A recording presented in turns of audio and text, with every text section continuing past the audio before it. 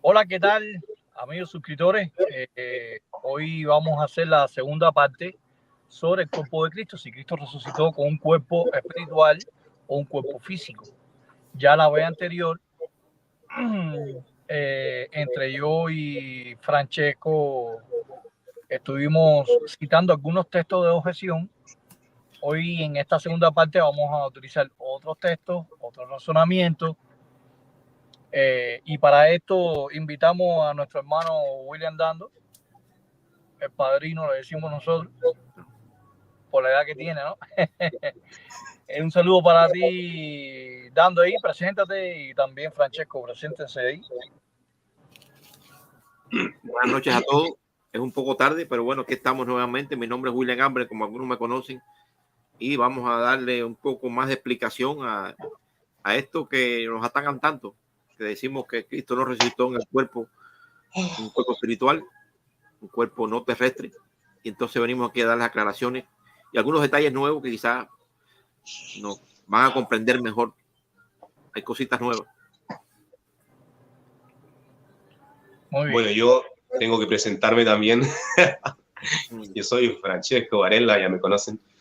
Y debo anunciar que estoy un poquito resfriado, así que si me ven lento es porque ando así, medio atontado. Pero aquí estamos listos para participar en este tema, que es la segunda parte, básicamente, ya que hablamos bastante ya del tema, pero sentimos que algo quedó y podemos aportarlo ahora en un video.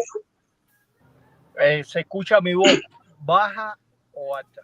Está bien así. Está bien. Bueno, muy bien. La vez pasada mencionamos, creo que analizamos Primera de Pedro 3:18. No recuerdo ahora bien. Yo creo que no. ¿Cuál?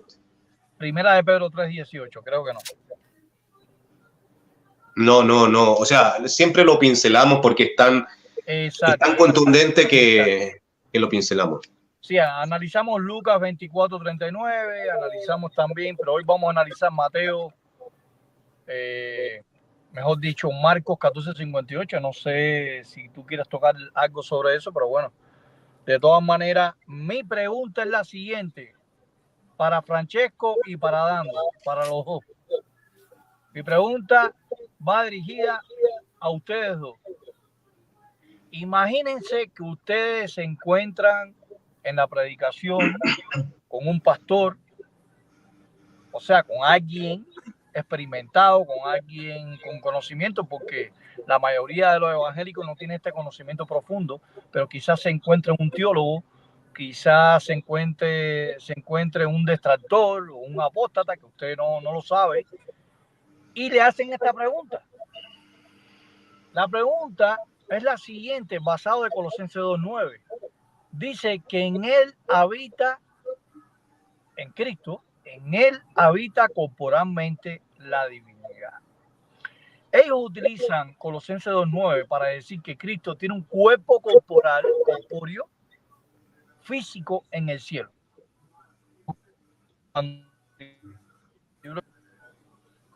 Ya Cristo había ascendido hacía muchos años.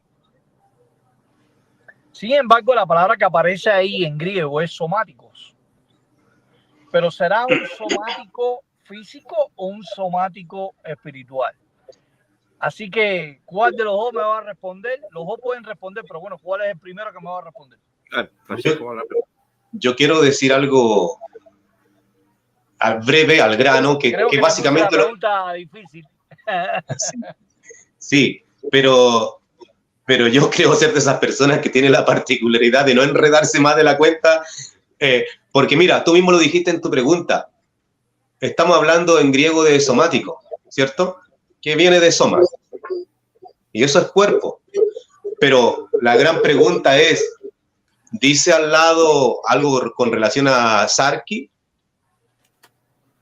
O como para entender que es cuerpo carnal, ¿te das cuenta?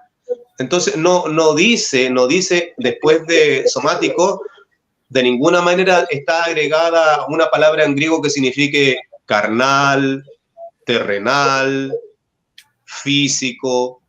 Entonces, desde ya, apresurarse a tomar somático por físico o carnal, de carne me refiero, es ir más allá de lo que está escrito.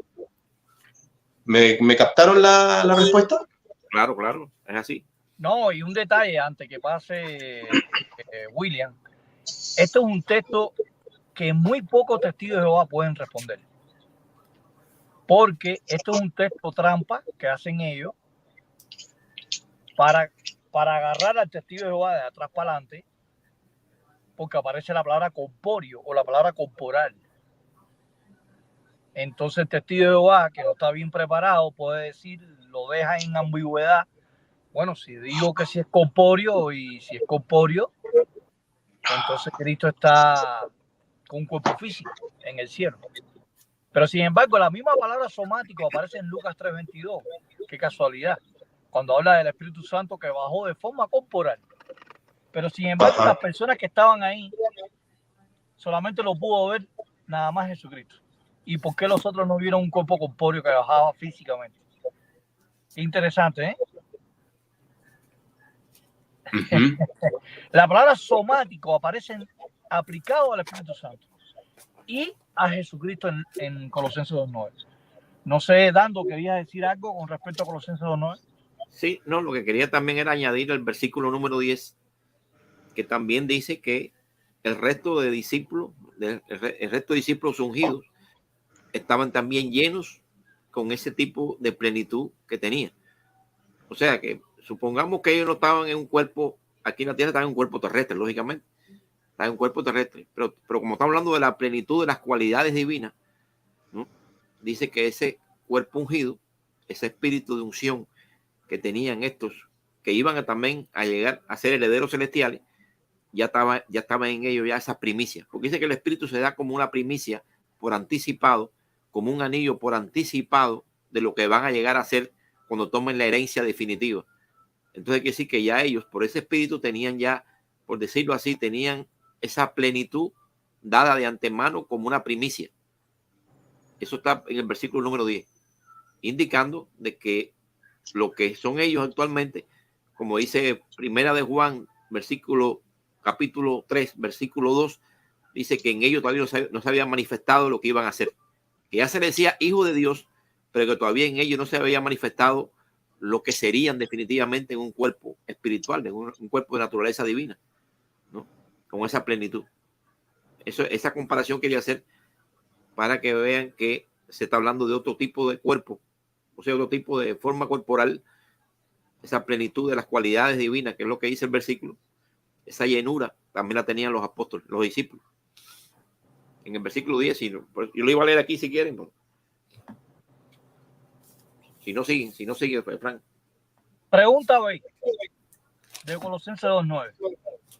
La pregunta B que nos pueden hacer a nosotros, los testigos de Jehová, mucho cuidado con esta pregunta, dice, porque en él habita corporalmente. Aparece la palabra habita y la palabra corporal. Ya analizamos la palabra corporal, ¿verdad? Que es somático, pero aquí aparece la palabra katokei, que es un verbo presente activo indicativo de tercera persona singular, y katei significa morar. La pregunta es la siguiente: si Cristo, ellos te pueden decir, un detractor, un pastor, un evangélico, un pentecostal, te puede decir, bueno, si en Cristo habita corporalmente la plenitud de la deidad, esa deidad está dentro de ese cuerpo corporal, o en sí Cristo es un espíritu divino, pero sin cuerpo. ¿Cómo? ¿O Cristo es un espíritu? A ver, sintetiza la pregunta porque no la capté muy bien. La pregunta es la siguiente. Dice que dentro de ese cuerpo mora la divinidad de Cristo. Si la divinidad de Cristo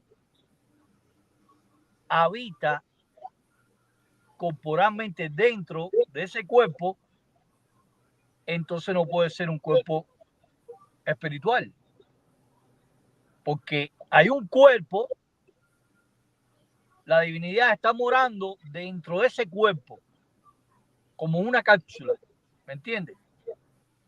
Que adentro hay algo dentro de esa cápsula, que es la divinidad. Lo estoy ejemplificando con una cápsula. O por ejemplo, un mango tiene una semilla adentro. ¿Ok? Una fruta puede tener una semilla adentro. ¿Cómo ustedes responderían a esa objeción? Está difícil, ¿eh? Bueno, sí. ¿Puedo responder algo ahí? A ver. Realmente, la plenitud de esas cualidades, ¿no? Que es lo que ellos llaman deidad, que es una palabra un poco similar, pero no es la misma. Las cualidades de una persona están en la forma de pensar y en el espíritu que Dios le ha dado a ese ser, que en los seres humanos opera quizás en un cerebro, pero en un ser espiritual nosotros no sabemos cómo opera, ¿no? Porque un ser espiritual no tiene un cerebro material. Entonces, la forma de recibir el espíritu de Dios, un ser celestial, lo desconocemos, porque desconocemos la estructura de un cuerpo espiritual, porque hay cuerpos físicos terrestres y hay cuerpos espirituales. Como dice 1 Corintios 15:44, el Hijo de Dios, como la imagen, como que es la imagen de Dios, es un ser espiritual, con cuerpo espiritual. La sabiduría y todos los dones que Dios le ha dado, él lo percibe de alguna manera, no teniendo un cerebro como nosotros, pero sí dice la Biblia que tengamos la mente de Cristo. Dice la Biblia que tengamos la mente de Cristo, ¿no? Que podemos poseer la mente de Cristo. Y esa es la forma de razonar, la forma donde Dios ensambla ese tipo de poderes y ese tipo de la plenitud divina, porque Cristo es un ser divino. Nosotros los testigos de Jehová no negamos que Cristo es un ser divino. Lo que no tiene es un ser con divinidad y posee la divinidad y la plenitud, pero no es el ser divino propiamente dicho, del cual fluyen todos los demás seres divinos. No es la fuente de la divinidad. Es un ser que ha recibido la divinidad de su Padre y es un ser divino, pero no es el ser divino propiamente dicho, como el ser donde fluye y donde procede toda divinidad. Esa es la respuesta que te puedo darte ahí. Bueno, yo puedo decir dos cosas, o sea, ir por dos líneas diferentes, y está muy relacionado con lo que preguntaste primero. Entonces, me va a tomar un tiempo explicarlo. Sí, pero bueno, resulta que condensa la idea para que no te entiendas. Pero es que imagínate que voy a decir algo que parece que nadie lo ha dicho antes, entonces, ¿cómo va a quedar todo en el aire? Dale. Lo primero ya lo hemos dicho, lo segundo puede que no. Lo primero es que cuando se dice que en él mora toda la plenitud de la divinidad, generalmente se busca mucho el tiempo verbal presente para decir que se está hablando del Jesús resucitado. Entonces, que uno no puede hablar del Cristo con cuerpo de carne de años atrás, porque aquí ya se está hablando de un presente, y en ese presente se supone que Cristo ya dejó de estar en los días de su carne, como decimos los testigos. Entonces, si se habla de un presente corporal de él, dicen los otros, tendría que ser porque está en el cielo él con un cuerpo de carne. Pero como ya dije antes, dice somático, pero no dice nada, ninguna otra palabra que se asocia a carne, a físico, a terrenal. Dice somático. Claro, y por lo tanto, como solamente dice somático, y uno sabe que hay somas espirituales y carnales, perfectamente se puede estar hablando de su actualidad en un cuerpo somático, pero espiritual, no de carne. Ahora, si uno como testigo se centra en que está hablando en el cuerpo de carne, viene alguien y dice, ya, entonces está reconociendo que tiene cuerpo ahora porque dice habita en presente. Y uno puede apelar a que también existe lo que es más o menos conocido como el presente histórico. Cuando uno habla en presente de un asunto, pero es un asunto pasado. Pongamos un ejemplo muy sencillo. Aquí yo puedo decir, bueno, Pablo dice que, y yo digo dice como si Pablo lo estuviera diciendo ahora. Pero la verdad es que es una manera de enfocar el asunto porque no estamos compenetrando tanto en las vivencias del personaje que estamos analizando, que hablamos en presente, pero de una persona y sus vivencias en el pasado. Cristo dice o Cristo hace, Cristo camina, y la verdad que eso ya lo hizo. Entonces aquí el contexto también pudiera dar a entender que se está apelando a algo parecido a un presente histórico o narrativo también, donde se están hablando de cosas del pasado, pero con términos del presente, porque nos estamos compenetrando mucho en el tema. Así es que podría ser así: en él mora toda la plenitud de la divinidad. Suena a presente, pero estamos ambientados en lo que es el pasado. Por otro lado, la otra explicación que un poco, podría decir que me aventuro a darla, es una posibilidad que se esté hablando del cuerpo netamente espiritual en la actualidad del Señor. ¿Y sabes por qué puede ser? Porque el 10 dice que gracias a eso que se mencionó en el 9, los ungidos tienen toda la plenitud también. Y en el 11 dice por su relación con Él.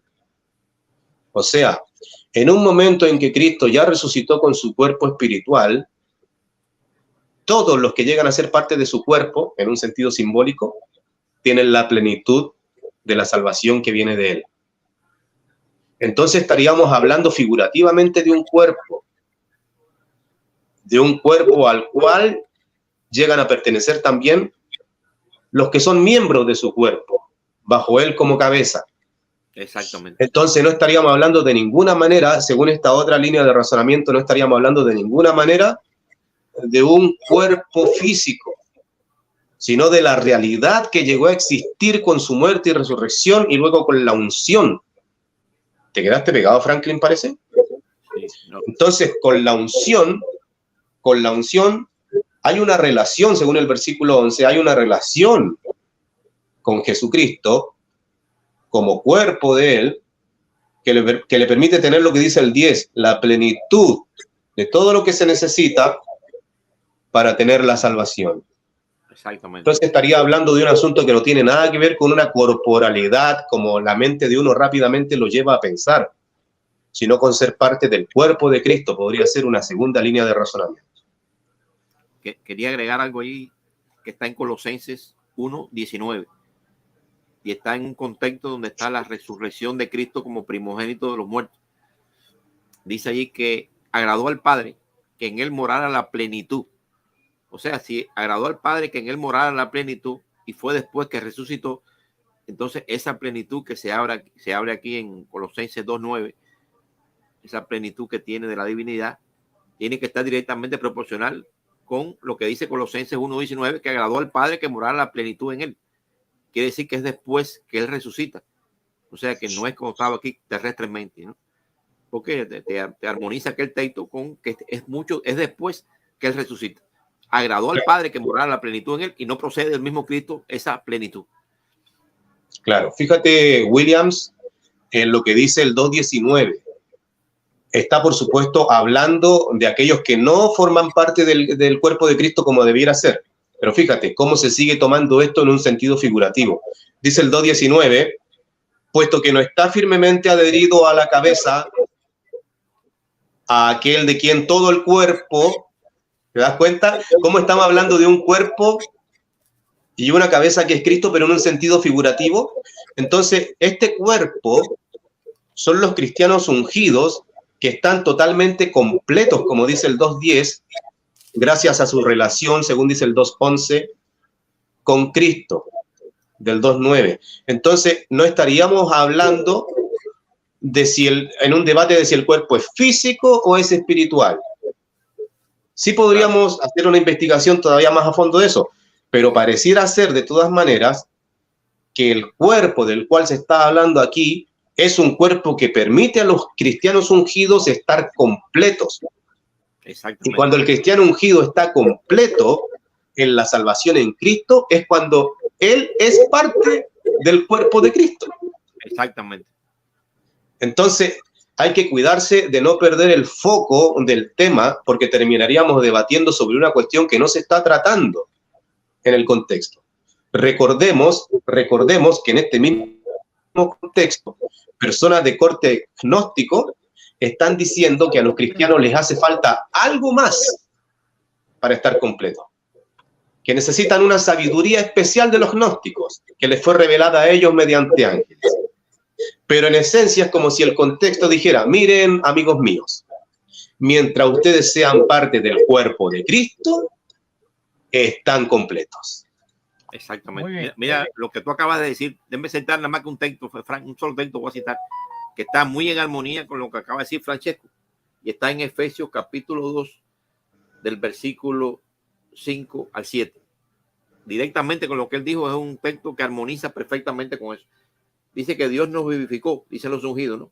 Dice Pablo en este caso, Dios nos vivificó junto con Cristo, aun cuando estábamos muertos en ofensas, y por bondad inmerecida han sido salvados ustedes, y nos levantó junto a él, y nos sentó junto a él en lugares celestiales, en unión con Cristo Jesús, a fin de que en los sistemas de cosas venideros demostremos la riqueza sobrepujante de esta bondad inmerecida en su benevolencia para con nosotros en unión con Cristo. O sea que es lo que estamos hablando. Ya tienen esa plenitud y se ven como sentados por fe simbólicamente en lugares celestiales, pero dice que en los fines de los sistemas venideros es que se va a hacer esa manifestación de forma completa, o sea, de forma real, de forma específicamente espiritual, ¿no? Eso armoniza con lo que estamos hablando.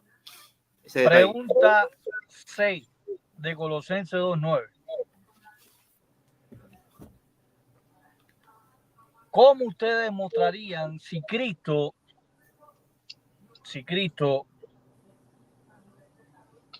no tiene un cuerpo físico en el cielo?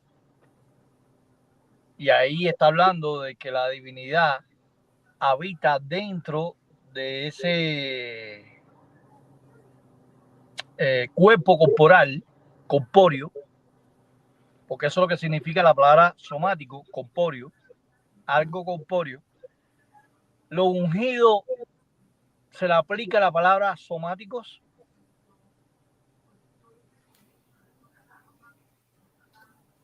¿Te quedaste pegado de nuevo? No.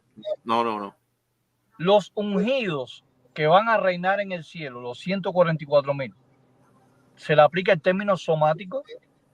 Si no se le aplica el término somático, Cristo sigue teniendo un cuerpo físico en el cielo.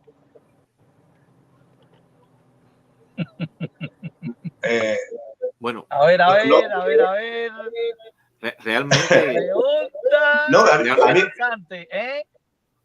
Cuando ellos son transformados, en el sentido que hay un cambio de su estructura, ¿no? Porque la pregunta es la siguiente, escúchame, Dando, la pregunta es la siguiente. ¿La palabra somático se le aplica al cuerpo espiritual de los ungidos? Pero es que por eso a mí yo quedo así, porque quedo pensando en si algo no estoy captando de la pregunta, porque la respuesta sería sí, ya que en la primera de los Corintios se habla precisamente de que hay un cuerpo físico y un cuerpo espiritual, y está hablando de los ungidos. ¿Se le aplica al cuerpo ungido? Sí. ¿No habla ahí de soma precisamente en primero de los Corintios 15? Sí. O sea que hay un cuerpo somático, hay un cuerpo espiritual y un cuerpo físico. O sea, si se le aplica a los ungidos. Porque si son corporalmente, tú puedes ser espiritual, como corporalmente puedes ser terrestre o físico o de material terrestre. Ok. Muy bien. Pregunta de Colosenses 2:9. Y última, para pasar a otro texto. Esto es bueno, porque todas estas preguntas son buenas e importantes para toda persona que mire este video, lo pueda apuntar en su agenda, lo pueda analizar y todos los razonamientos que estamos haciendo y todas las refutaciones. En Colosenses 2:9 dice que en Cristo habita corporalmente la divinidad de Cristo, pero ¿por qué no se le dice al Padre que habita corporalmente la divinidad también?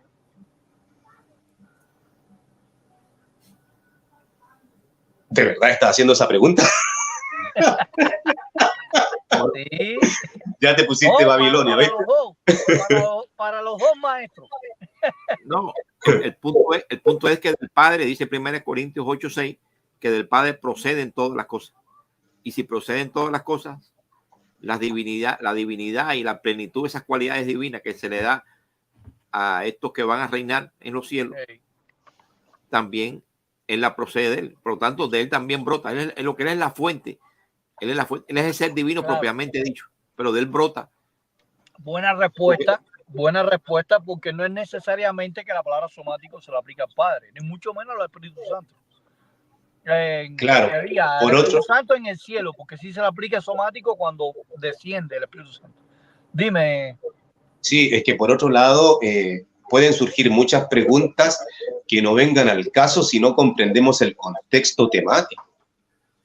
Porque allí la realidad que está ocurriendo es que Pablo está escribiendo una carta a los colosenses debido a un problema que tiene la congregación. Si las cartas no son porque, ay, a ver, ¿qué se me ocurrió hoy día? No, es por un problema. Sí, al azar.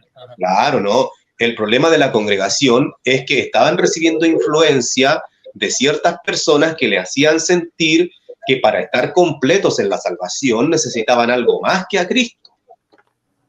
Que toda la plenitud de la divinidad, o sea, todo lo que Dios da para llevar al ungido a la salvación, no está meramente en Cristo, sino que también necesitan esto otro. Y esto también, que nos vamos a aportar nosotros, decían los gnósticos. Entonces Pablo le dice, no, amigos míos, toda la plenitud de la divinidad, en el contexto de para que ustedes estén completos ante Dios, está en Cristo. Está en Cristo. Entonces, el tema... O cualidad divina. Acuérdate que la palabra también, seiotes, es traducido por cualidad divina también. Claro, sí. Pero persigue el fin de entender que no necesitan ninguna otra cosa más, ni una explicación nueva de la ley mosaica, ni andar azotándose el cuerpo. Mejor dicho, quiero hacer este apunte, esta salvedad. Pablo lo que le estaba diciendo a los hermanos de Colosa era que tuvieran esa actitud, esas cualidades de Cristo que habitaba en él. Ellos dicen que la reciben por gracia, ¿no? Ellos reciben por bondad inmerecida esa plenitud. Fíjate que ellos no, ya se le entrega. No sé si me entiende, no sé si me entiende lo que estoy explicando. Por ejemplo, yo puedo decir, imita a William porque en él habita las cualidades. Sí, te entiendo. De Dios. Claro. Cualidades. Humilde, bondadoso, ¿me entiendes? Eso es lo que estaba diciendo Pablo. Yo te entiendo, pero según lo que yo veo... Yo te entiendo, pero según lo que yo veo, hay algo aparte de un imitar. Ahí tiene que haber un convencimiento de que todos los tesoros y la riqueza del conocimiento que me están ofreciendo los gnósticos, porque los gnósticos se caracterizan por decir que tienen los tesoros. Claro. Los gnósticos en contexto, en 3. Exacto. En Cristo. Pero resulta que los gnósticos, ellos particularmente se identifican por decir que ellos tienen un conocimiento superior que le ha sido revelado de los ángeles, como dice por ahí el 2.18 también, 2.18 al 20. Entonces, tienden a decir que en Cristo no está todo lo que se necesita, que el cristiano debe también adquirir el conocimiento especial que tienen los gnósticos. Pero Pablo dice, no, Señor, todo el tesoro del conocimiento está en Cristo. Sigan siendo edificados solamente en Él, porque en Él ustedes están completos, ya que en Él está la plenitud. Entonces el tema es, ¿necesito algo más aparte de Cristo o no? Pablo dice, no, en Él está toda la plenitud de la divinidad, porque según el 1.19, Dios quiso que así fuera, y aquí los gnósticos no pintan nada. Ese es el verdadero tema. Por eso es que en Hebreo 10.14 dice, porque con una sola ofrenda de sacrificio, Él ha perfeccionado perpetuamente y para siempre a los que están siendo santificados. O sea, porque lo ha perfeccionado, fíjate, dice que lo ha perfeccionado ya. Porque con una sola ofrenda lo perfeccionó. De hecho, el 1.16 está ligado al 2.18 al 20. Porque en el 2.18 al 20, primero, Pablo dice que no hay que hacerle caso a nadie que viene con una revelación de los ángeles. ¿Y qué había dicho en el 1.16? Precisamente la razón, porque si mediante Cristo fueron creados todas las cosas en los cielos, incluidas en los ángeles, entonces dime tú, Franklin, ¿qué es más grande, tener un conocimiento de los ángeles o tener un conocimiento de Cristo? Lógicamente de Cristo. Entonces, ¿cómo puede venir un gnóstico a decirme que a mí me falta algo de los ángeles? Entonces, por ahí va el contexto y algunos debaten sobre cosas que el contexto temático no está diciendo. Muy bien, vamos a... Interesante estas 4 preguntas sobre Colosenses A, B, C y D. Vamos a pasar a un texto muy conflictivo, muy controversial entre la cristiandad y los testigos de Jehová. Primera de Pedro 3:18. Lo vamos a enfocar de otra forma ahora. Ya hemos hablado bastante de ese texto, pero en primera de Pedro 3:18 dice la Reina Valera del 60, porque también Cristo padeció una sola vez por los pecados, el justo por los injustos, para llevarnos a Dios, siendo a la verdad muerto en la carne, pero vivificado en espíritu. Hay muchas cuestiones, hay varias objeciones. Algunos dicen que ahí espíritu no se está refiriendo a un cuerpo espiritual, sino a una persona con un espíritu de conciencia saludable. Una persona que está bien espiritualmente. Claro, esa objeción la pone Jesús Ferreira, pero el problema no estriba ahí. El problema está en el versículo 19. En el versículo 19 dice que predicó a los espíritus encarcelados. Ellos dicen que en esos 3 días que el cuerpo de Cristo estaba en la cueva, ese espíritu salió de Cristo y fue y le predicó, según ellos, las almas inicuas que están en el infierno.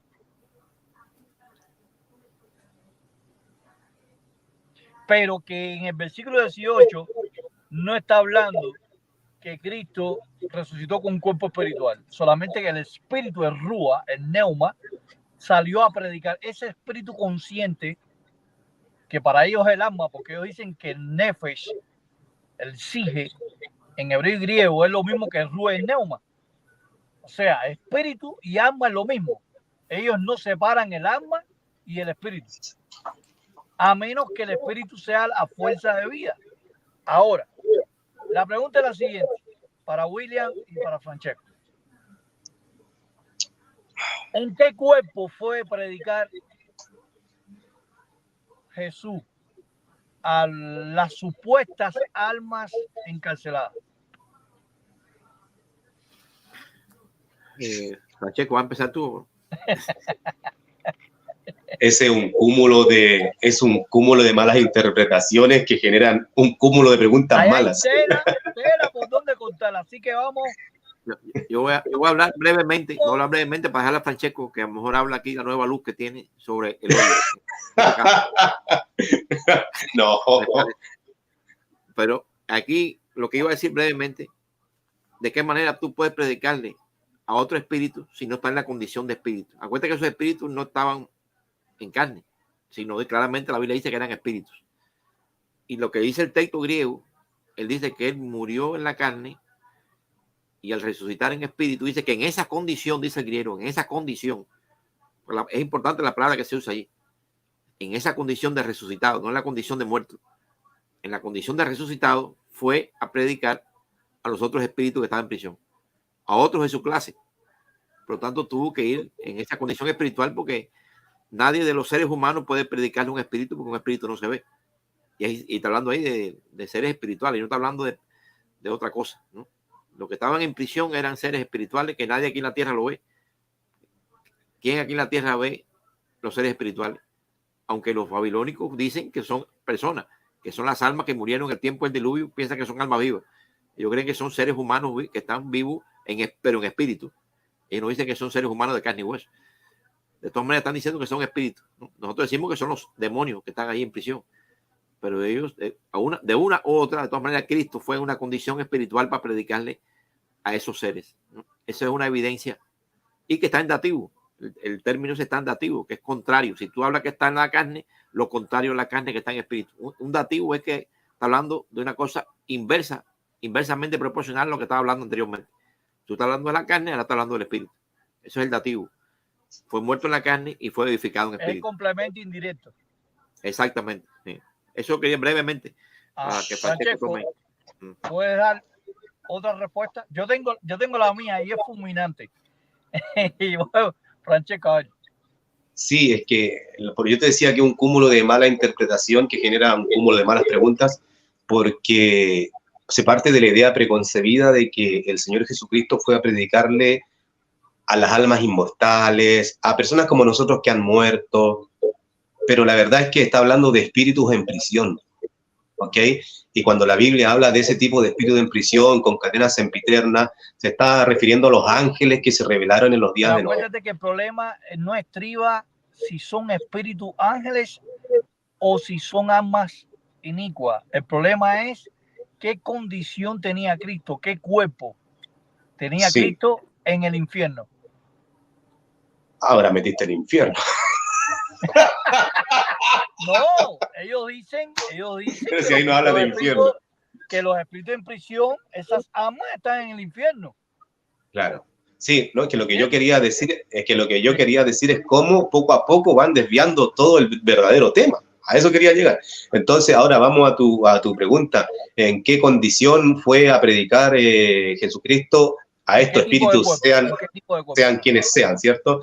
Y allí el texto es muy claro, porque dice, muerto a la verdad en la carne, ¿cierto?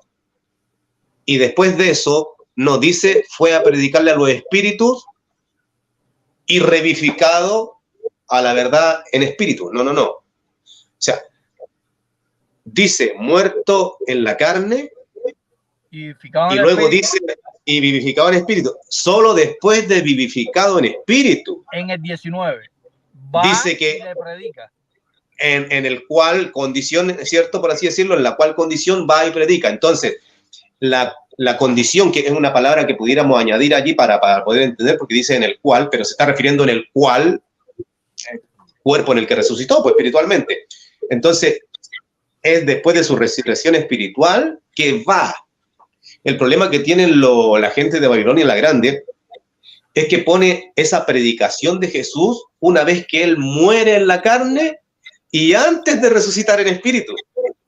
Desordenan el texto. Es como que si partieran el 18 en la mitad, metieran el 19 allí y luego terminaran el 18. Una pausa. Si y ya volvemos. Con esos 3 días que estaba, no podía haber predicado, porque entonces Pedro estaría mintiendo.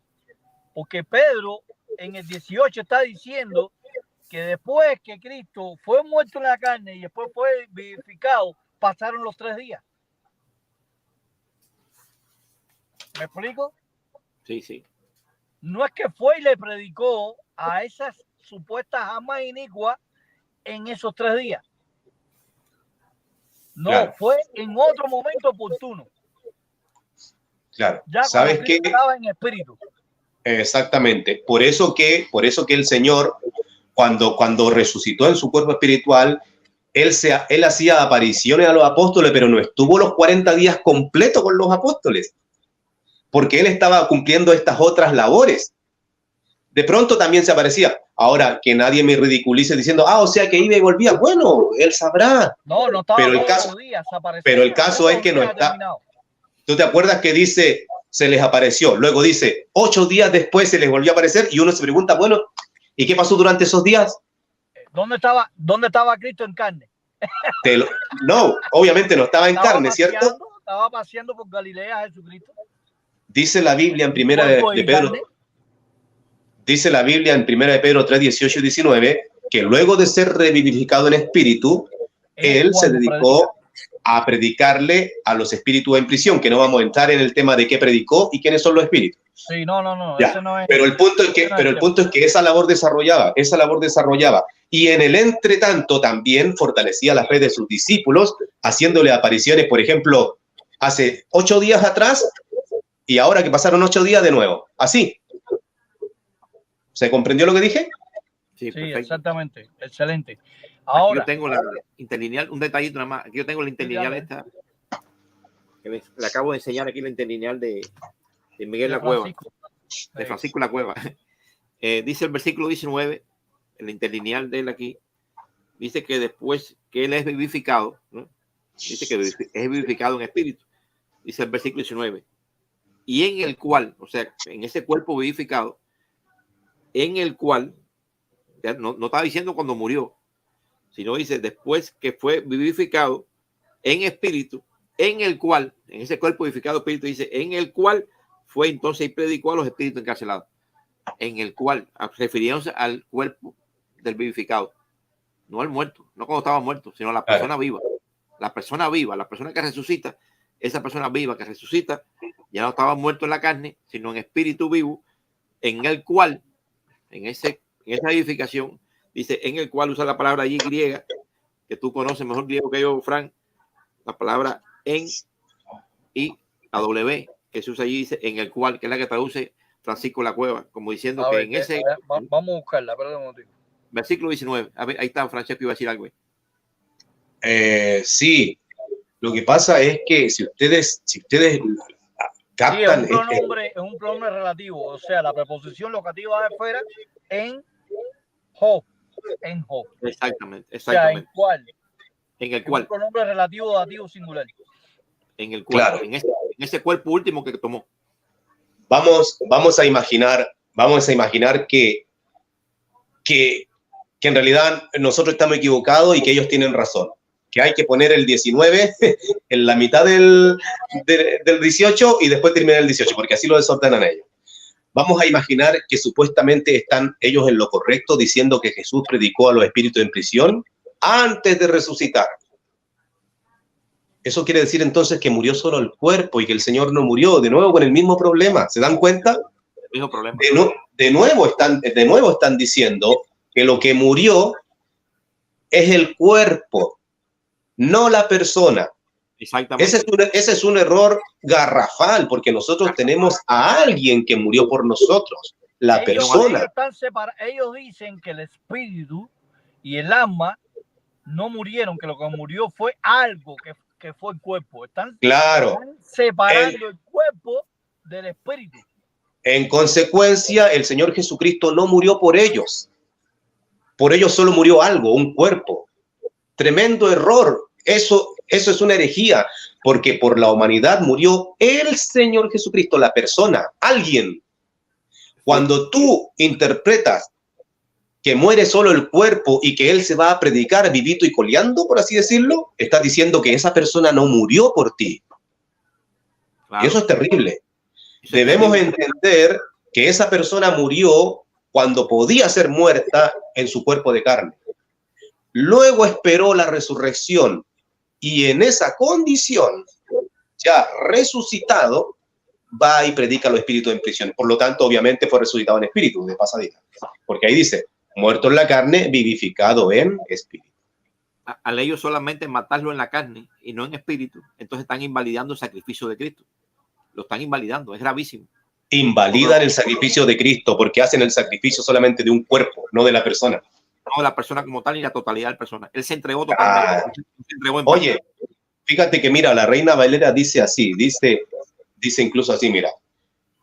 Siendo la verdad muerto en la carne, ¿quién o qué? Si yo leo la Reina Valera, siendo la verdad muerto en la carne, ¿a qué se refiere? ¿A solo el cuerpo o a la persona en la carne? Completa. Claro. Luego dice, pero vivificado, ¿quién? ¿La carne? No, la persona. ¿Y cómo? En espíritu. Entonces, los lectores no comprenden allí lo que están leyendo y empiezan a hablar de cuerpo cuando en realidad está hablando de persona. Ese es un tremendo error de entendimiento que tienen en Babilonia. Murió Cristo, no un cuerpo. No, y algo que quería añadir, otra respuesta que podemos dar es que ¿qué es lo que va al infierno? ¿El cuerpo o el alma? ¿El soma o el sige? Ellos dicen que el sige, porque el cuerpo se queda y lo que va es el alma. Si Cristo fue a predicar con un cuerpo carnal, se contradice la Biblia. Porque para ellos el infierno lo que entra es el alma. Pero cuando vamos a Mateo, dice Jesucristo que mi alma está muy triste hasta la muerte. Habla de la muerte del alma de Cristo. Pero ellos dicen que la expresión alma muerta es alguien que está mal espiritualmente. Entonces Cristo estaba mal espiritualmente en ese texto. Exactamente. Exactamente.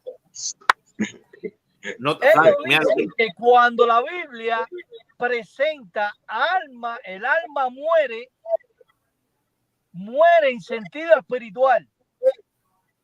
Alguien que está mal, que peca. Entonces Cristo es un pecador. Porque dice Cristo, mi alma está muerta hasta la muerte. Oye, Está muy si triste hasta la muerte. Si leen Isaías, ¿no?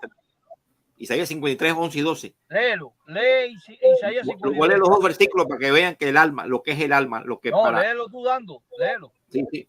Dice aquí, a causa del penoso afán de su alma, él verá y quedará satisfecho. Por medio de su conocimiento, el justo, mi siervo, traerá a una posición de justos a muchas personas y él mismo cargará el error de ellas. Ahora viene el 12 que da fuerza a esto.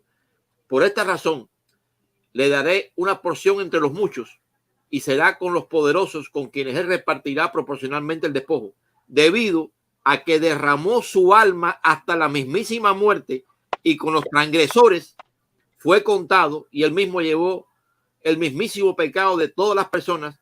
Por los transgresores procedió a interponerse. O sea, dice que fue contado con los transgresores su mismísima muerte. Exacto. En el alma.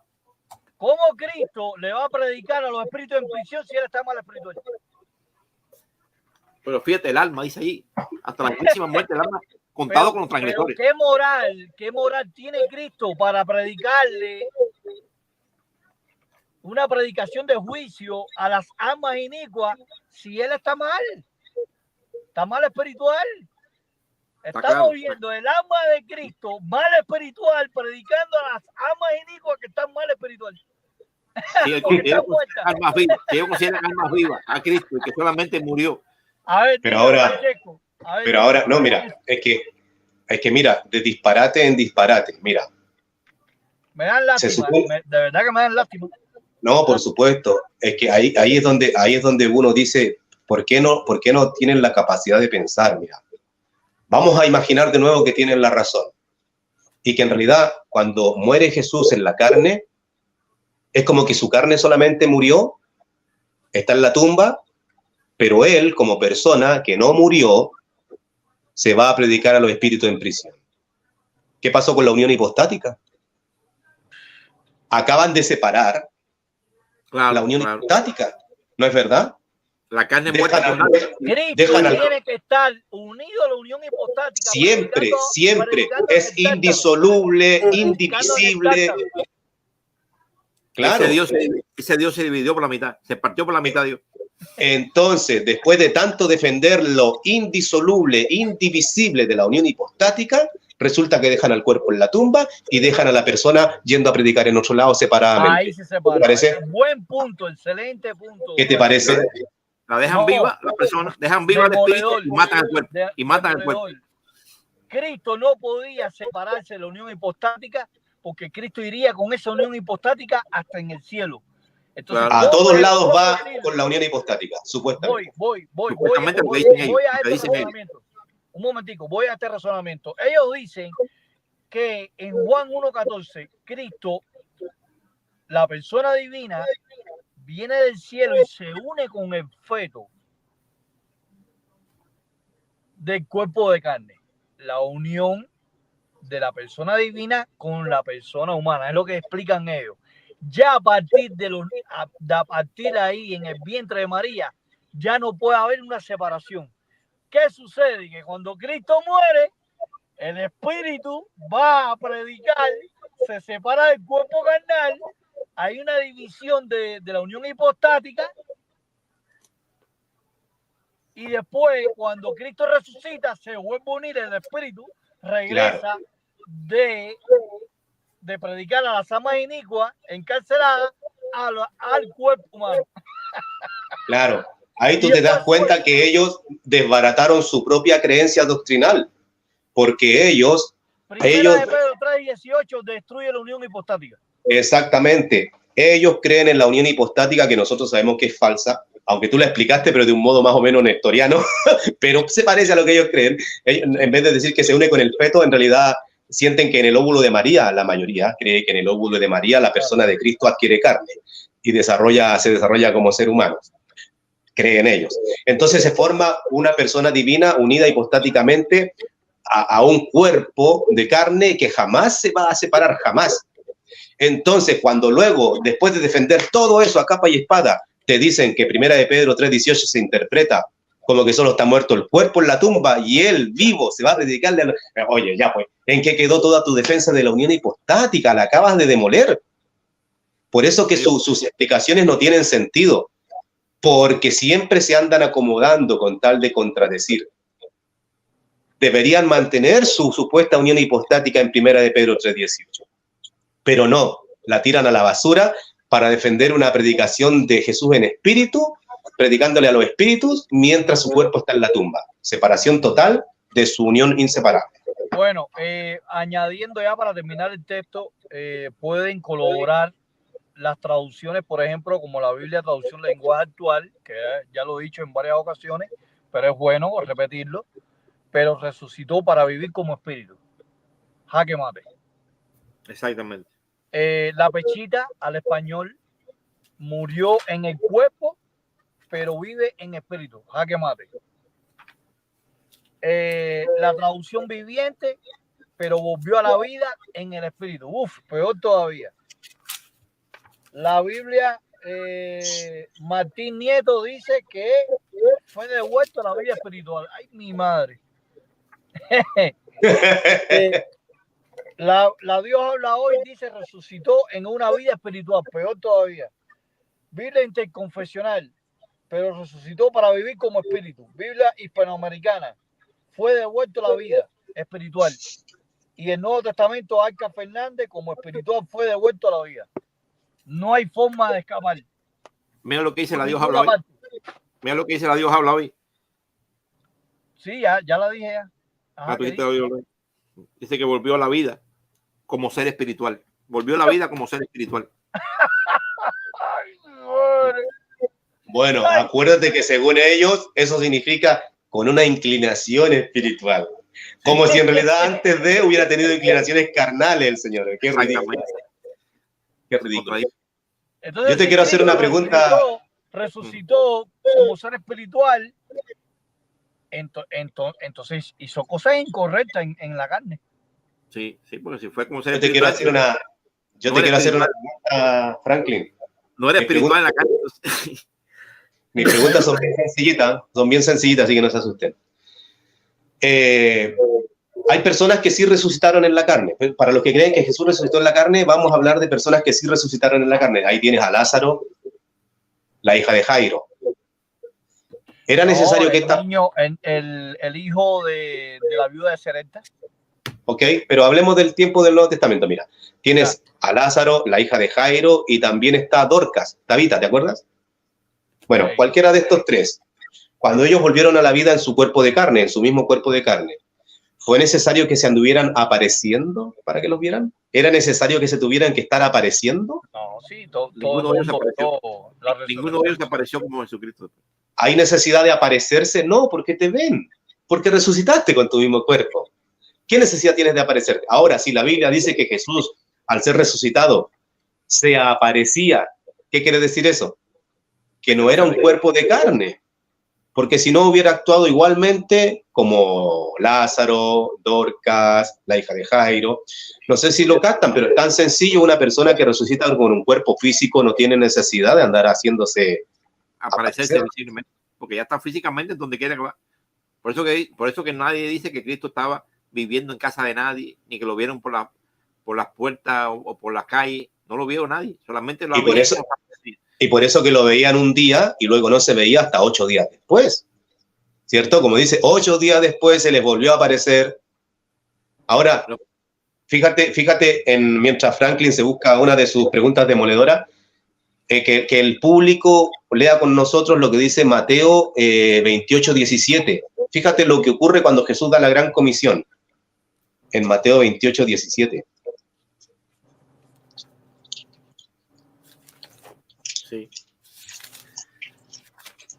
Porque siempre leemos del 18 al 20, pero echémosle un vistazo al 17. ¿Qué dice allí? ¿Lo pueden leer dando, William? 28:17. Sí, ya lo tengo aquí, ya estaba viendo el otro texto. Dice el versículo 17. Y cuando lo vieron, le rindieron homenaje, pero algunos dudaron.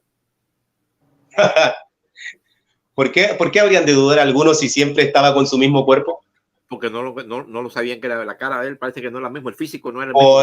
Exactamente. La única manera de dudar es que uno vea a una persona que no es exactamente la misma que tú estás acostumbrado a ver. Claro, porque ¿Te das cuenta? Yo estaba confiado que Jesucristo estaba hablando, pero lo que dudaban un poco es duda no es dejar de creer. Claro. Pero te causa esa inquietud, de que, disculpa, ¿será este o no será este? Claro. Entonces, el solo hecho de que aquí hayan algunos que estén un poco como confundidos, algo te indica, ¿cierto? Parece que no están viendo siempre a la misma persona. Y es lo mismo que reconoció ya el catecismo católico, ¿cierto? Cuando para ellos citó el texto de Marcos 16:12. Así es que, lógicamente, esta resurrección del Señor Jesucristo, donde se aparecía un día, después se aparecía 8 días después y la gente dudaba de lo que veía, bueno, te da a entender que efectivamente fue muerto en la carne, pero resucitado a vida espiritual. Están dando prosquineo. Oiga, dar prosquineo a una persona, eso no se lo daba a todo el mundo. Están dando prosquineo y están dudando. ¿De qué manera, si tú sabes ya que ya lo viste resucitado? Porque Tomás lo vio, y ahí Tomás lo había visto y los apóstoles lo habían visto resucitado. Pero parece que lo vieron en otro cuerpo, porque ahora están dudando de esa misma persona, que están dudando de él, porque están dudando del físico, que era otra forma de materia, otra forma de cuerpo materializado diferente. Y entonces, aunque estaban adorando no, prosquineo es dándole honra, estaban dándole honra, pero a la vez estaban dudando. Y eso es solamente que era un cuerpo diferente. Muy bien. Vamos a pasar al tercer texto problemático. 1 Timoteo 2:5. Según la Reina Valera del 60, porque hay un solo Dios y un solo mediador entre Dios y los hombres, Jesucristo hombre. Ellos utilizan ese texto para decir que Cristo está como un humano en el cielo, y ahí aparece la palabra antropos, que es un sustantivo nominativo.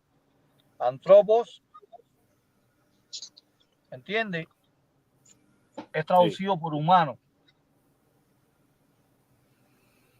Es decir, un ser humano, según el Strong 444, significa con cara humana, es decir, un ser humano. Así que Cristo está en el cielo como un ser humano. Respuesta.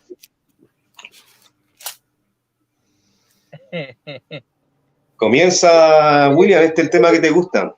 Sí, ahí yo voy a empezar a responderlo con Hebreos capítulo 5, donde dice, porque todos somos sacerdotes. Acuérdate que ya estamos hablando ahí que está en los cielos. Tú estás hablando de que es un hijo de hombre, pero es un sumo sacerdote también. Porque si está en los cielos resucitado como un hijo de hombre, es un sumo sacerdote.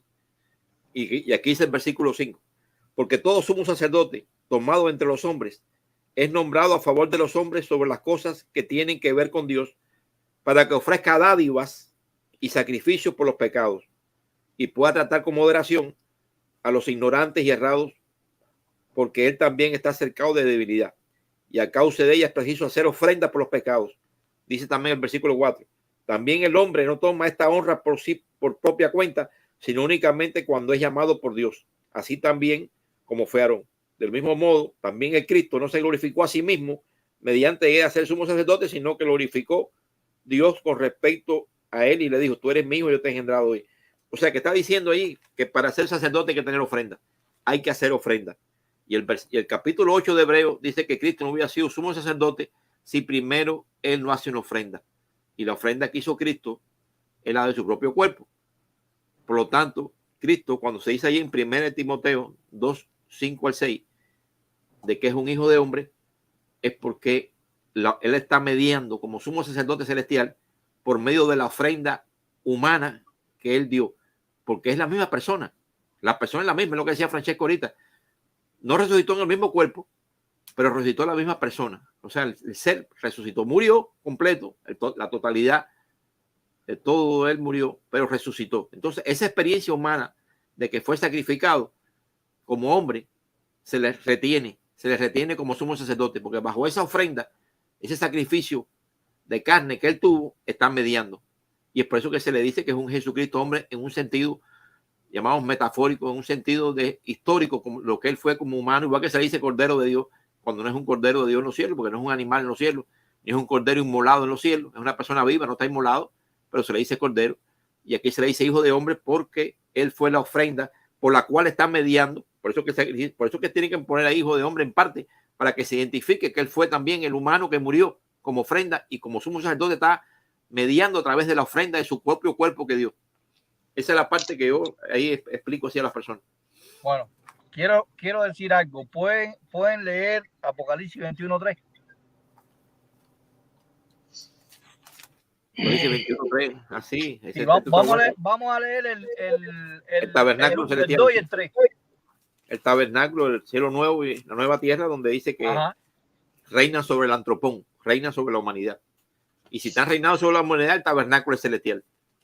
Sí, no puede ser un ser humano. Ahora lee el 3. Sí, estoy ahí, Andrea. ¿Lo leo?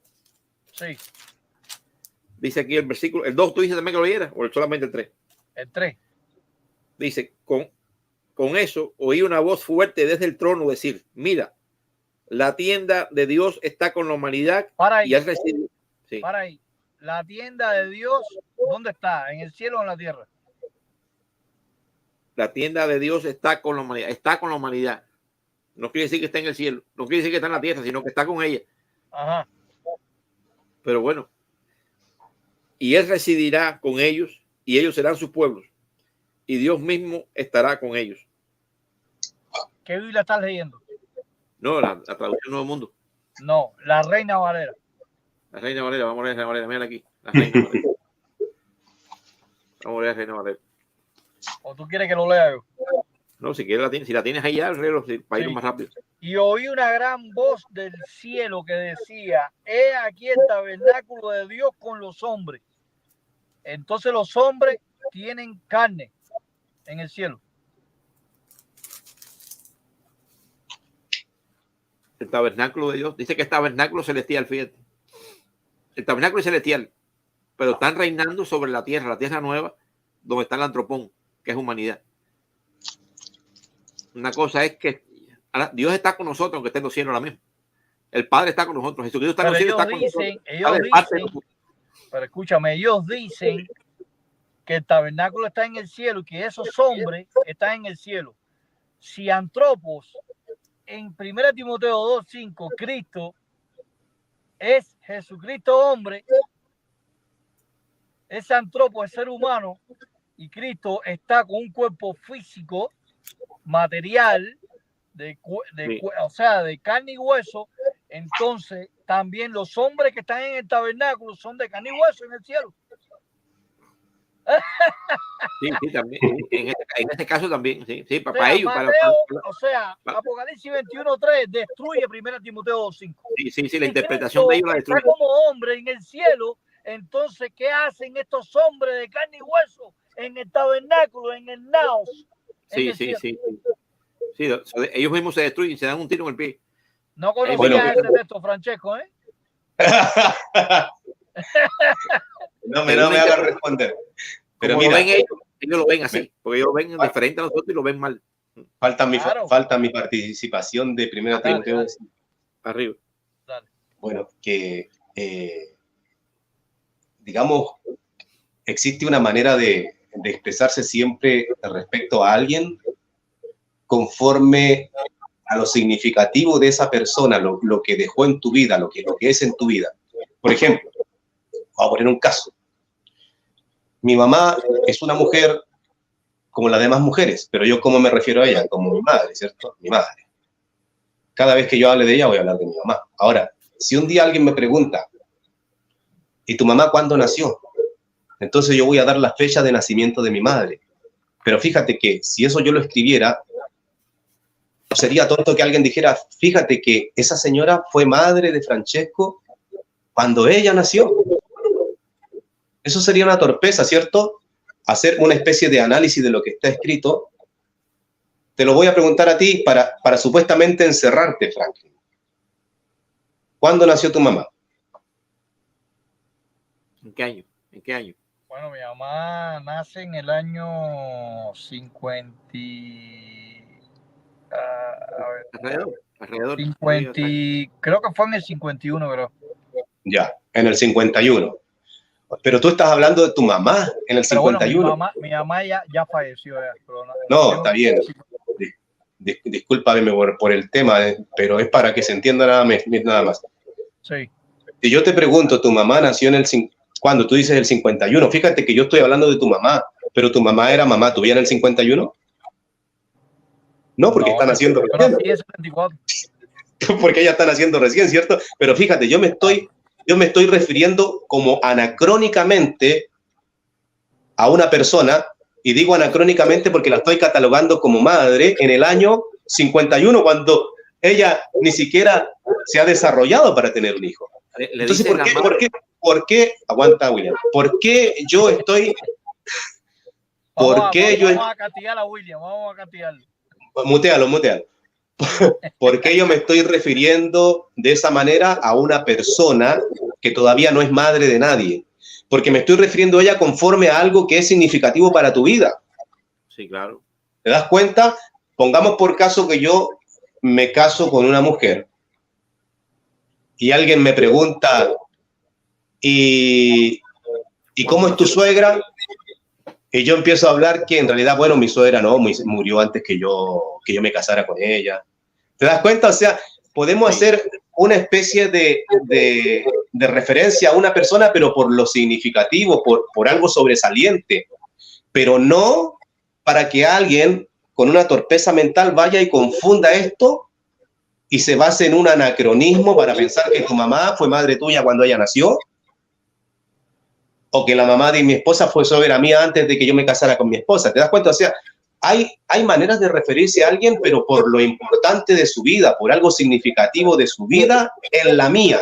Ahora, yo te pregunto, ¿qué es lo significativo de Jesucristo en la vida de toda la humanidad? Su muerte como ser humano. Fue como ser humano que Él estableció el nuevo pacto que permite todo lo que ya sabemos. Entonces, cuando nos vamos a referir a Él contando esta historia, siempre vamos a hacer alusión a su humanidad. Pero no con eso estamos diciendo que Él es como ser humano en el cielo. Es una manera de referirse a una persona que nos marcó con algo súper importante de su vida. No sé si me captaron en la idea. Claro. Jesús, es lo que tú me decías ahorita. Tu mamá, cuando nació, no era tu mamá, porque tú no habías nacido todavía. Pero tú le llamas tu mamá. Exactamente. Que no era madre tuya. Así también Jesucristo, que no es hombre, se le llama Jesucristo hombre, aunque ya no es hombre. Es lo mismo. Tú te refieres a la persona según cómo te marcó, según lo que significa para ti. Y para nosotros el Redentor fue humano. Y por eso nos referimos a Él siempre. Siempre que hablamos de Jesucristo destacamos su humanidad, su muerte en sacrificio como ser humano.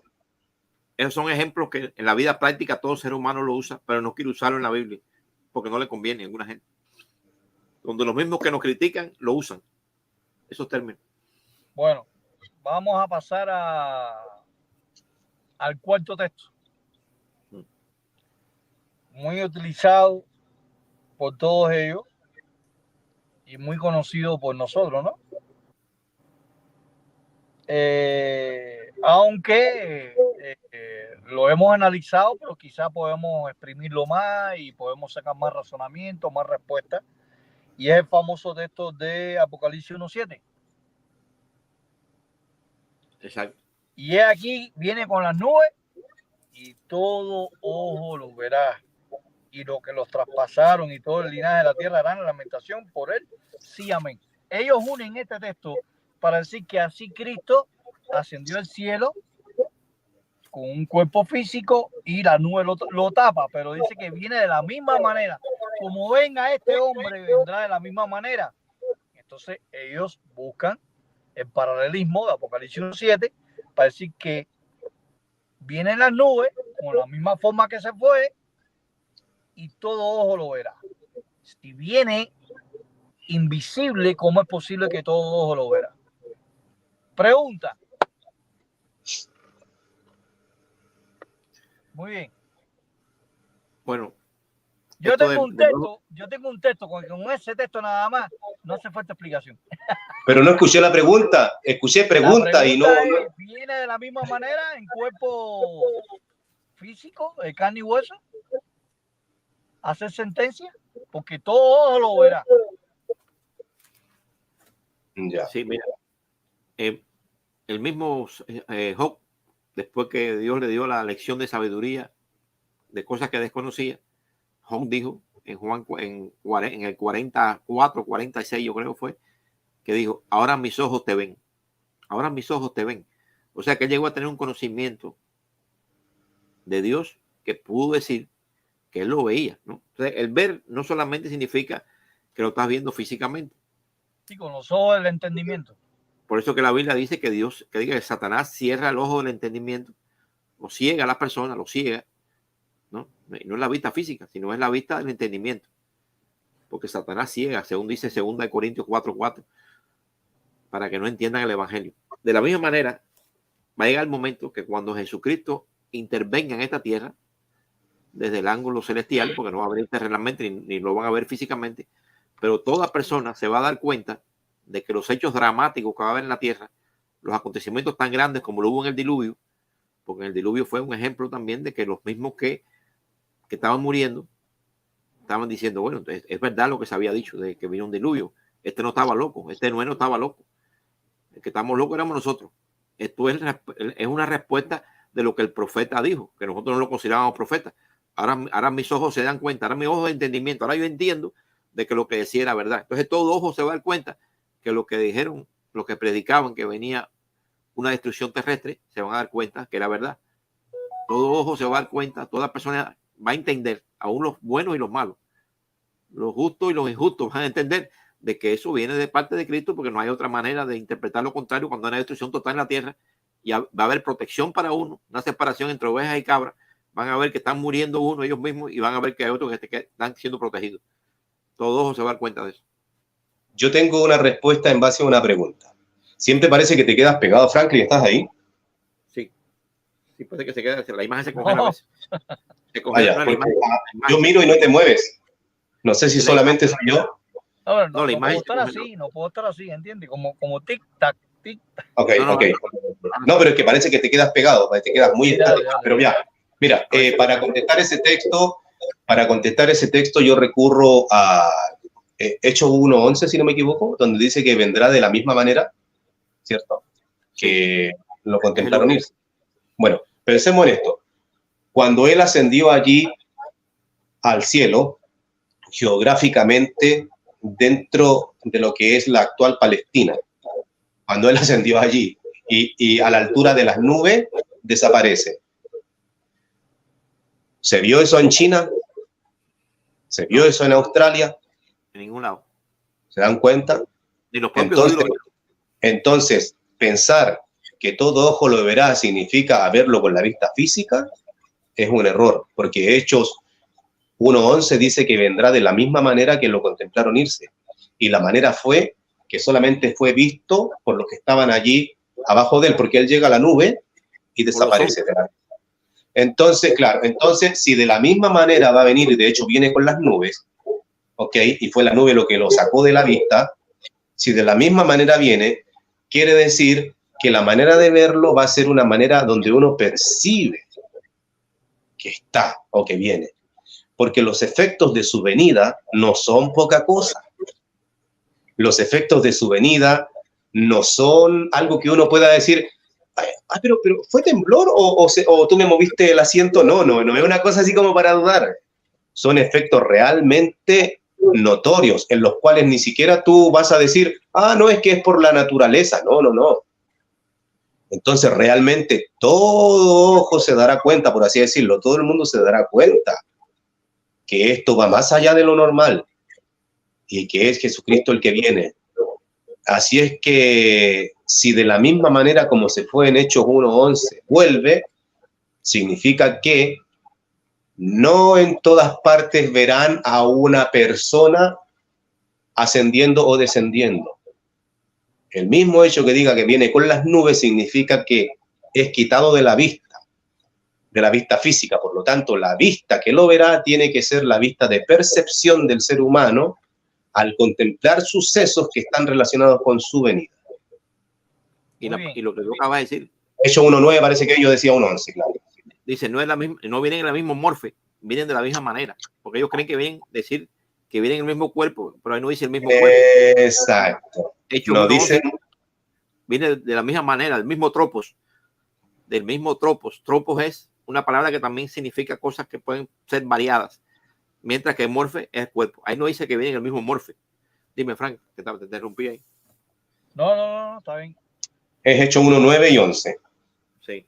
El texto clave que voy a mostrar es el texto fulminante para Apocalipsis 1.7 y Hechos.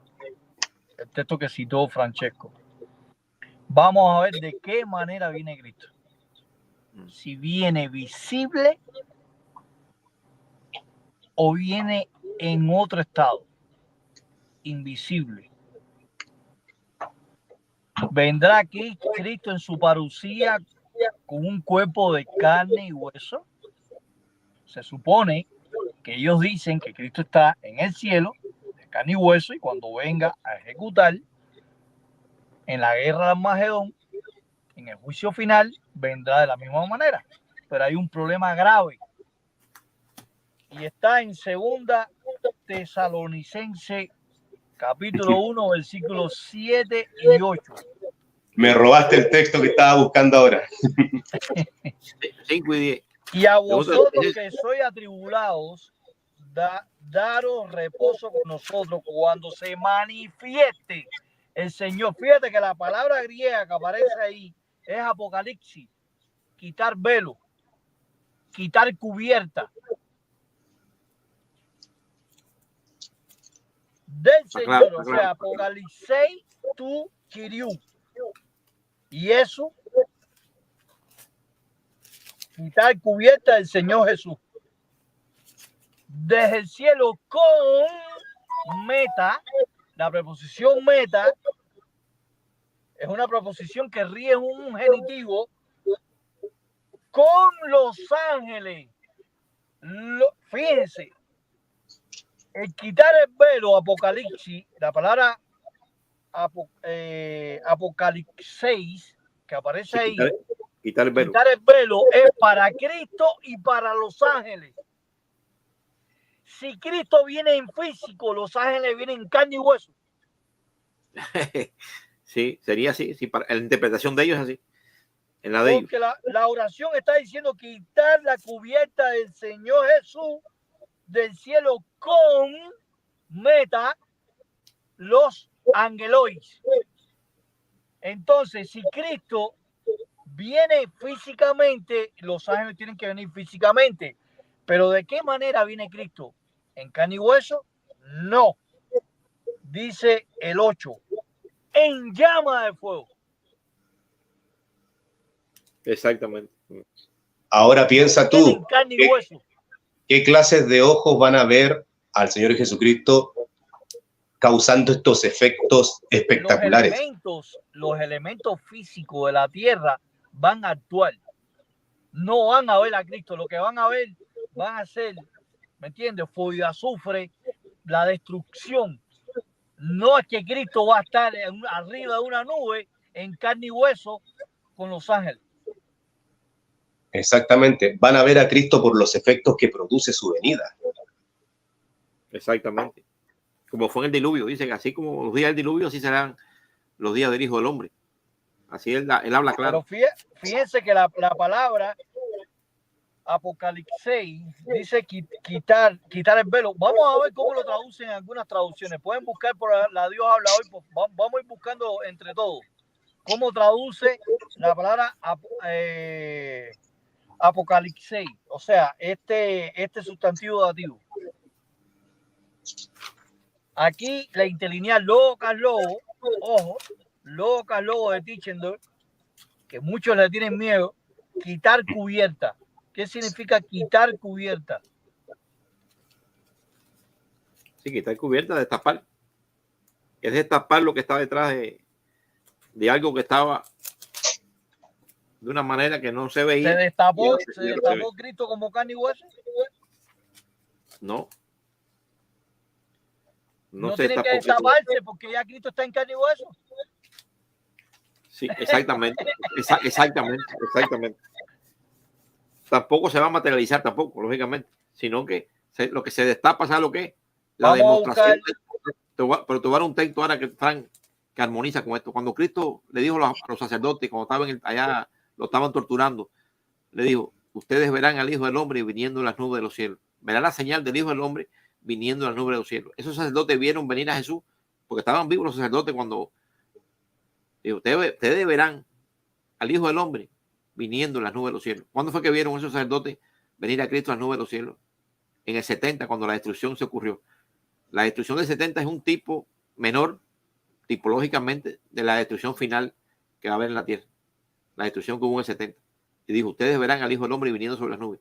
O sea que la profecía de Jesús como Mesías demostró que él tenía el poder de decir lo que iba a pasar en el 70. Y eso demostró que era un Mesías. Entonces los sacerdotes en el 70, al ver aquello, que el templo fue destruido en el 70, dijeron: este hombre tenía razón. Entonces sus ojos se abrieron al entendimiento de que era el Mesías. Por eso es que ellos llegaron a ver la señal del Hijo del Hombre. Eso está ahí puesto en Mateo 26, 36. Ellos vieron en un sentido a Cristo venir, pero no lo vieron literalmente, ni en aquel tiempo vino Cristo como una destrucción como la que va a haber ahora, sino fue una señal sombría, por decirlo así, de lo que va a ser la gran escala en el tiempo del fin. Pero es la misma figura de Daniel 7, 13 y 14, que viene con los ángeles.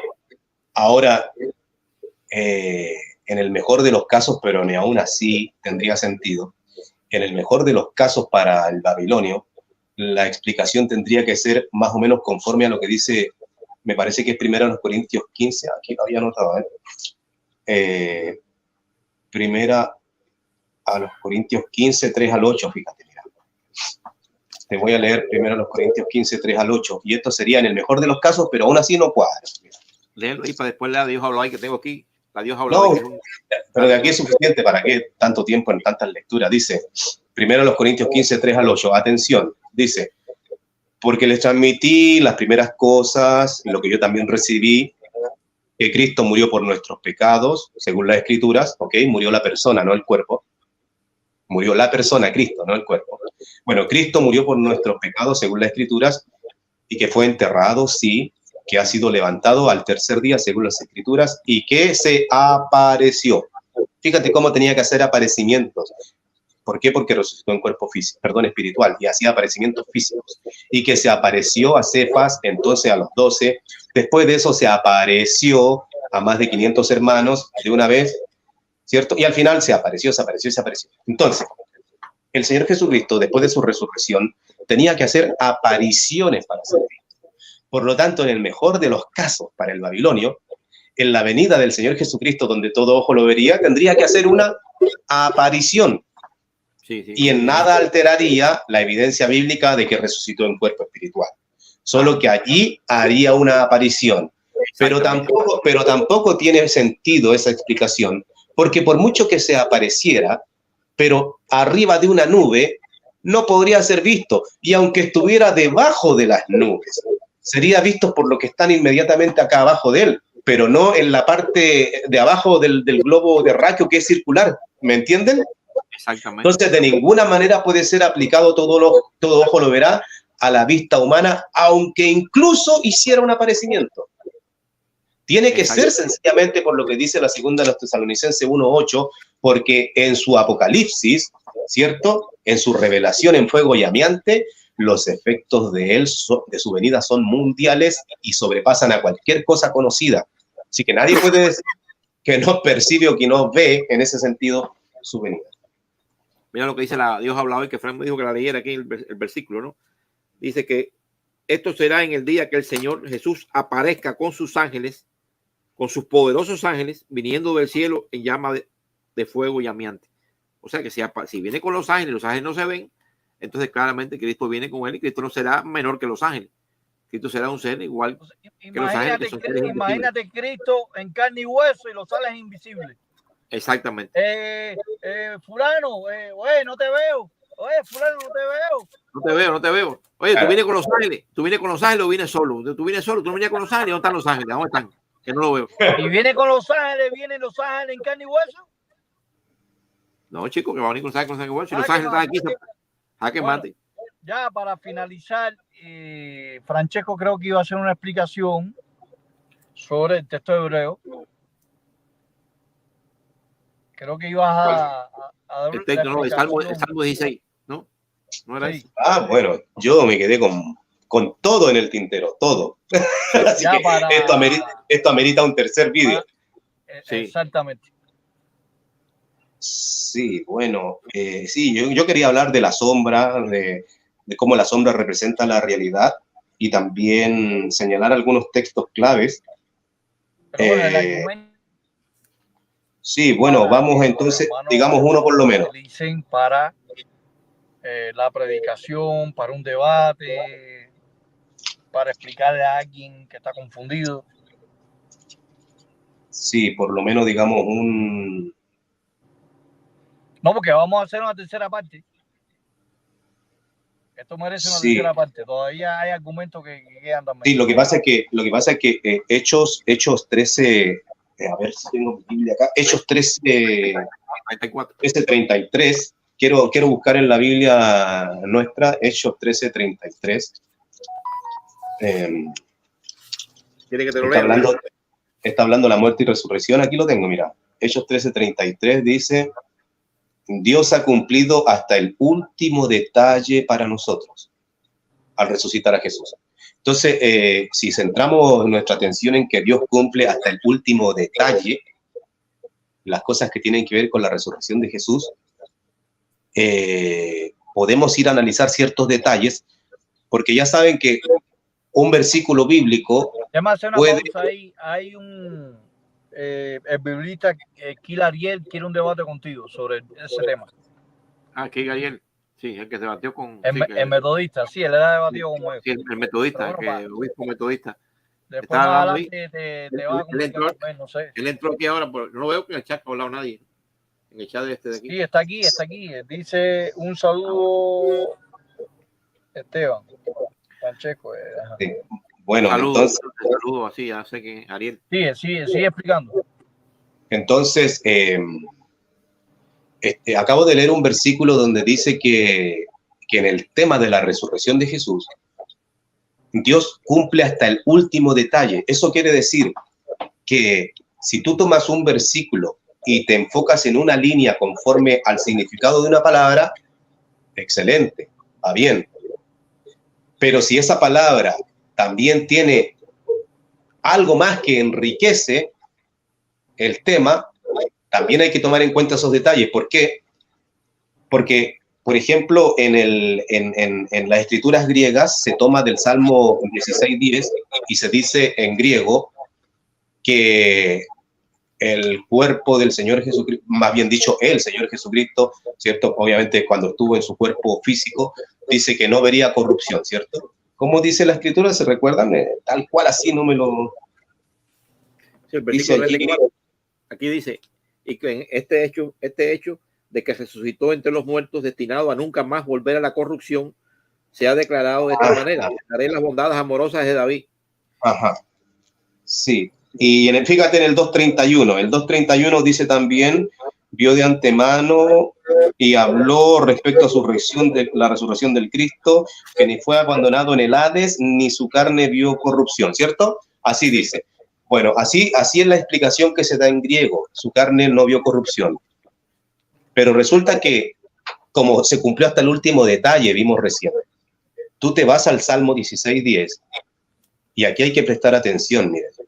En el Salmo 16:10 dice la profecía ahora en hebreo, ¿cierto? Ya le sacamos la riqueza en griego, ahora saquémosle la riqueza en hebreo, porque aquí está tomado del texto hebreo, del texto masorético. Dice 16:10 Salmo: porque no me dejarás en la tumba, ni permitirás que tu siervo leal vea el hoyo. Cuando dice vea el hoyo, si seguimos en el ámbito hebreo, no en el griego, cuando se dice vea el hoyo, se está refiriendo a ver la tumba, ver la fosa. ver la tumba, ver la fosa. La pregunta en el griego es Hades. Claro, pero la pregunta es... En el Hades. Ajá. Yo estoy centrándome en los detalles ricos, claro, que ahora estoy basándome en el texto masorético, donde la palabra hebrea se traduce hoyo, pero con el sentido de fosa, sepultura. Entonces, mi pregunta es la siguiente a modo de reflexión. ¿Dónde fue resucitado el Señor Jesucristo? O por lo menos, ¿dónde no fue resucitado el Señor Jesucristo? ¿Qué respuesta se puede dar a esa pregunta que estoy haciendo? ¿Dónde fue resucitado? O por lo menos que me digan dónde no fue resucitado. Para que una persona resucite, no tiene que estar, no, porque si Él nos resucitó en el cuerpo, en aquel cuerpo no necesariamente tiene que estar resucitarlo dentro de la tumba. Aparte que dice ahí el texto muy claro que no vio el hoyo. Porque si Él resucita allá adentro, va a ver el hoyo. Va a ver el hoyo. Va a ver el sepulcro donde estaba él enterrado, y eso es muy triste por un resucitado. Claro. ¿No? Yo creo que la felicidad que Dios da a los resucitados es que vean las cosas, la libertad, las cosas lindas, y no las cosas feas, no las cosas feas. Si Jesús hubiese resucitado con su mismo cuerpo, como cree la cristiandad, y en esa cueva él se sienta, estoy haciendo todo el proceso de lo que hace uno para pararse, ¿cierto?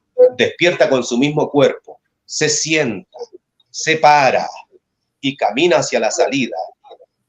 Mi pregunta es, ¿vio o no vio entonces el hoyo?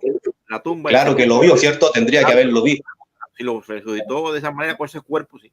Si resucitó con el mismo cuerpo como lo pinta la cristiandad, entonces eso significa que él vio el hoyo. Claro. Pero la profecía rica en detalles, hasta el último detalle, dice que no vería el hoyo. Por lo tanto, no se levantó ese mismo cuerpo, sino que fuera de la tumba fue resucitado el Señor Jesucristo con su cuerpo espiritual, como dicen los... Y vio la luz, sí.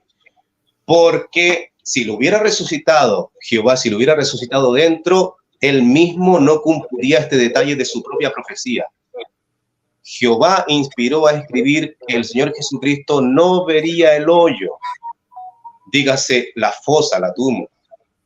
Necesariamente, por lo tanto, a no ser que quieran hacer una pantomima de uno que se levanta y va así para afuera con tal de no ver, no.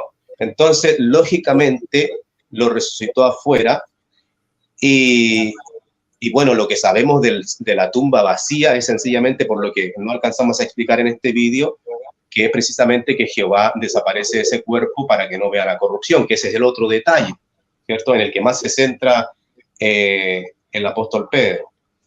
Pero lo interesante que tenemos junto a esto es que en el texto de Isaías 51, es como complemento nada más, ¿ya? En Isaías 51,